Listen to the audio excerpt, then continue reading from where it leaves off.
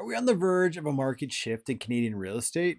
With surprising data coming out of Toronto, Vancouver, Calgary, and Edmonton, the early trends for 2025 are already making waves. What's driving these changes? And what should buyers, sellers, and investors expect in the months ahead? Let's dive into the details. I'm Cameron Brioux, and I'm a realtor in New Brunswick. And today we're breaking down the January 2025 Metro update from our pals over at Edge Analytics. This report gives us a detailed look at the Canadian housing market from big picture trends to regional highlights. If you're curious about where the market could be headed and what this could mean for you, then you're in the right place. Let's get started. First, let's talk about the broader trends influencing real estate right now. Canada added about 91 jobs in December, and that's the largest monthly increase in 2 years. It sounds like great news, right? But here are some key takeaways that Edge pointed out. Full-time employment was up by 58,000 positions. The unemployment rate dropped slightly by 0.1%, and key sectors like construction, manufacturing, and real estate saw solid growth. But here's the thing, it's not always as rosy as it seems. Over 2/3 of these jobs went to workers aged 55 and older. That raises some questions. Is this a sustainable trend or a short-term anomaly? Wage growth also slowed 3.7% year over year, the weakest since we've seen since 2022. And while hours worked increased slightly, they were up just 0.1% for the entire fourth quarter. Now, let's talk about interest rates. Rising bond yields up 30 basis points in January alone. That's keeping fixed mortgage rates high. For many homeowners, this means higher monthly payments during these rate renewals, which are up 35% in some cases. The Bank of Canada faces a tough balancing act here.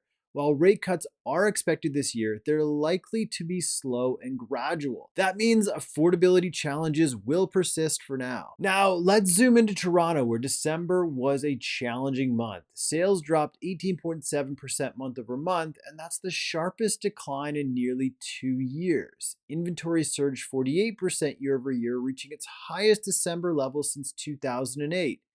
Meanwhile, consumer confidence took a hit. Only 11.7% of households reported feeling financially better off than last year. Despite this, the house price index ticked up 0.4%. But there is a catch. Seasonally adjusted home prices have declined in 4 of the 5 past months. Days on market are increasing, and sale to list price ratios are at their lowest in over a year. What does this mean? Toronto's market is cooling. And if these trends continue, we could see a further downward price adjustment, especially in segments like condo and detached homes. Vancouver, on the other hand, is showing signs of resilience. Sales increased for the fourth straight month with a 31% year over year gain. Single family homes led the way with nearly 40% increase in sales. The sales to new listings ratio climbed 54%, signaling a healthier balance between supply and demand. But inventory remains elevated, up about 24% overall.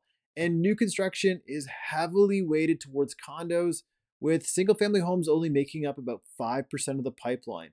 That mismatch could fuel further price increases when demand picks up. Next, let's look at Calgary and Edmonton, where the markets are heading in opposite directions.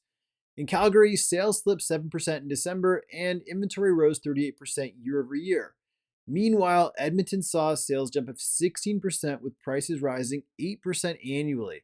That's nearly double Calgary's growth rate. The difference comes down to inventory. Edmonton's tighter supply is driving demand and price growth, while Calgary's higher inventory is creating a more balanced but slower market. So, where's the Canadian real estate market headed?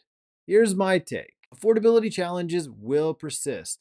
High rates and slow wage growth will keep housing affordability as a main concern, especially in the major metros. Markets like Vancouver and Edmonton are showing resilience, while Toronto and Calgary face more headwind. Rising inventory levels could set the stage for a more balanced market later this year if rates ease and if buyer confidence improves. For buyers, patience could pay off as prices adjust. For sellers, pricing your property competitively will be crucial in these conditions. And for investors, the key will be understanding the unique dynamics of each region to make informed decisions. If you found this breakdown helpful, please give this video a thumbs up and subscribe to the channel. And let me know in the comments, what are your predictions for the 2025 real estate market here in Canada? Are you planning to buy, sell, or invest this year? Thanks for watching, and I'll see you in the next video.